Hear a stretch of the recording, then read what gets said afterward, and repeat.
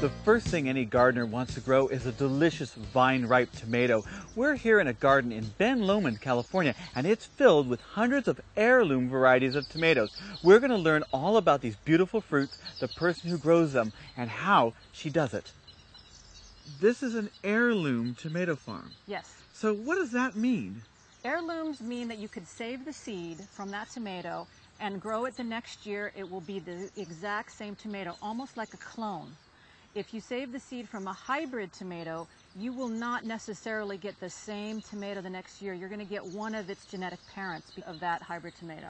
So like if you took an early girl tomato and you dumped it into the ground, into your compost seed, in the spring some little baby tomatoes would come up, but they'd probably be like little funny little cherries, I noticed, is usually what happens. They usually are. Red cherry is one of the parents of most hybrid tomatoes. Mm-hmm.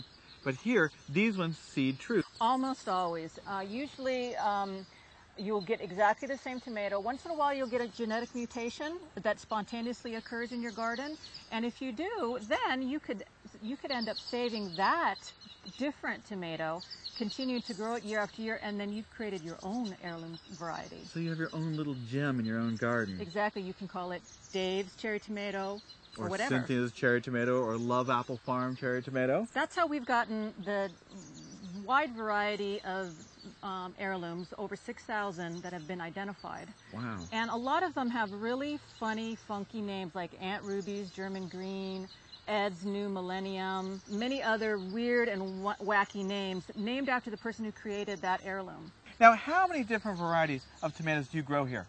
At Love Apple Farm here, we grow 145 different kinds of tomatoes this year. So I'm going to say over 100 every year. Wow, that's a lot of tomatoes.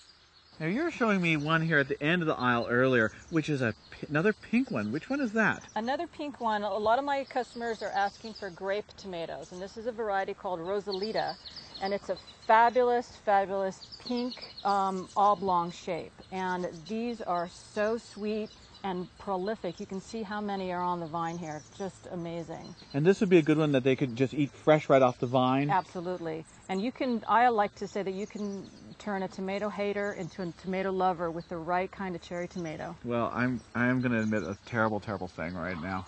That I like tomato plants, but I don't like tomatoes. You're just like my husband. He doesn't care for tomatoes either. Oh my gosh. Well, that's good. I feel better now.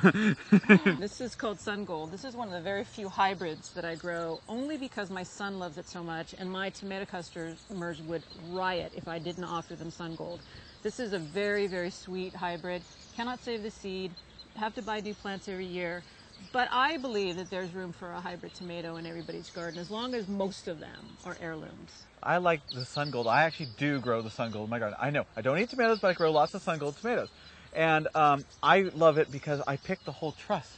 And when you are serving tomatoes and you lay that truss down on the dinner plate, and they go, oh my gosh, that's incredible. They really love that look. They love it. It is a really pretty thing, especially when you have 10, 12 per truss like that. Oh, it's just beautiful. It's just all hanging down like this. And it just shows how gorgeous they can be, especially if you wanted to grow them in pots and where you could really see them. There are some big differences between growing a tomato in a pot and growing in the ground, I found. Really? Yes, there are.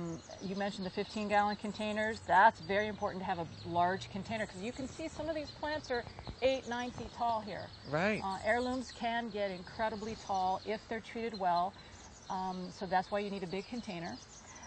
Growing them in a container, you need to water them just about every day, and in the ground you don't want to grow them that much.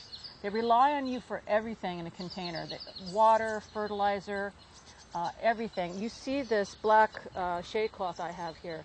Here in the central part of Santa Cruz, it can get incredibly hot.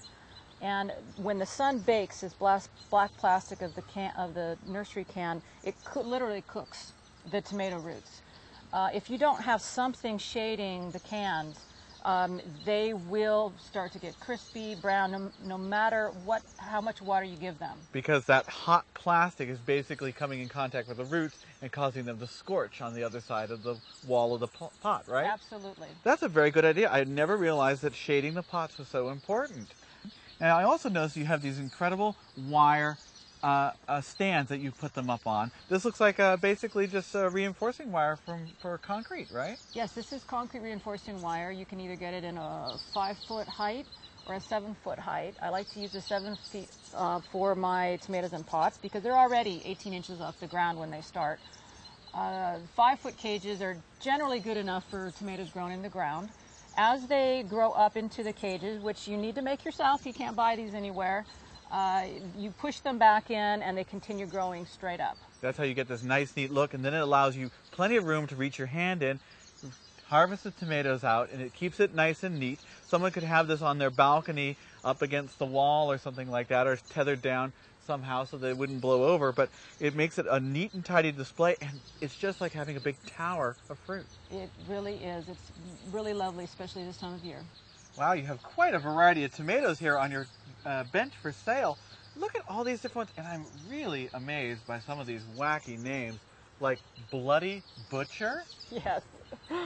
I don't know who named that, but I love the name. Well, what are some of the other ones you have here? Here on this table, we've got this beautiful pink ox heart. They're in the shape of a heart. This is called Nicky Crane. They don't look ripe. Sometimes I have to put a little sign saying, these are ripe, they're delicious, try them. This is another fabulous kooky name called Purple Calabash. It's a dark purple color, and it's in the shape of a little pumpkin, or ruffled as we call it.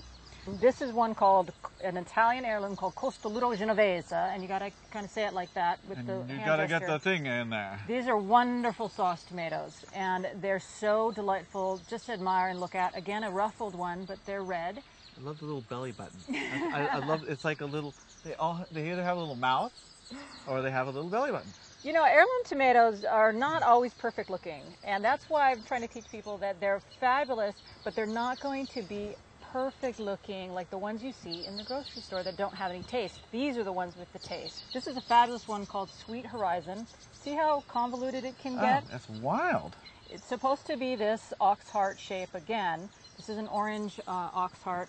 I love slicing these on sandwiches because they have very little of that watery juice that makes your bread soggy. Oh, this okay. Is great. That's a good to know. This is another one called, another pink one, ruffled again, called Pink Accordion. It's slightly hollow, so if you cut off the top, scoop out the inside like a bell pepper, you could stuff it and bake it, or just eat it raw with a tuna salad inside. That's gorgeous. That really is gorgeous.